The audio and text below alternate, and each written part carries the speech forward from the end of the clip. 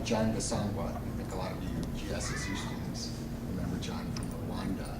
Heidi, for a long time, has been working with Equal World Coffee, which is it's not a nonprofit. It's a for-profit, sustainable, fair trade coffee organization that imports truly gourmet, very expensive, very nice coffee from very small growers in Rwanda in the hills through a co-op situation. They provide coffee bikes for these farmers to get their coffee to market. Because I've never been to Rwanda, but I know a lot about it from John. John is a close personal friend. It's very, very hilly, and they used to just transport coffee on these downhill wooden bikes that looked like a suicide mission. Heidi has one of them in her house. I can't imagine putting like 400 pounds of coffee on one of those things and going down a hill like a death wish. So that's essentially what they're doing is they're using, it's not a nonprofit, but they're using, Equal World is using their funds to help support John in John's ministry, which is a Rise Rwanda ministry. And John is drilling wells, building schools, and he got back into microfinance, which he worked in with Heidi in Rwanda through World Vision, when Heidi was the director of World Vision.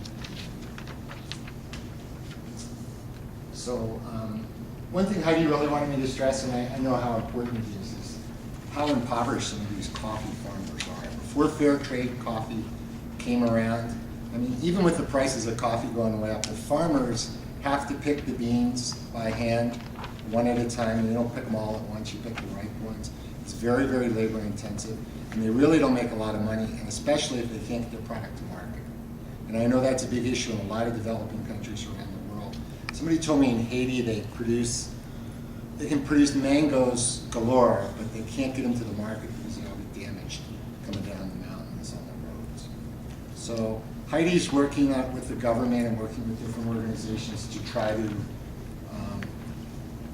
improve their washing of the coffee beans, improve their distribution, and then sales in America too. First picture just kind of gives you a picture of the beauty of Rwanda and what it's like. Shows some coffee beans. And then this was actually the local water source where they put this well in. And I know a lot of you that are familiar with some of the poor countries in Africa. It's appalling what they drink in some circumstances. That's a new well. John was here in October, raised enough money to drill 4 wells. Next slide. And these are just some other pictures. There's our hero, John, in Rwanda.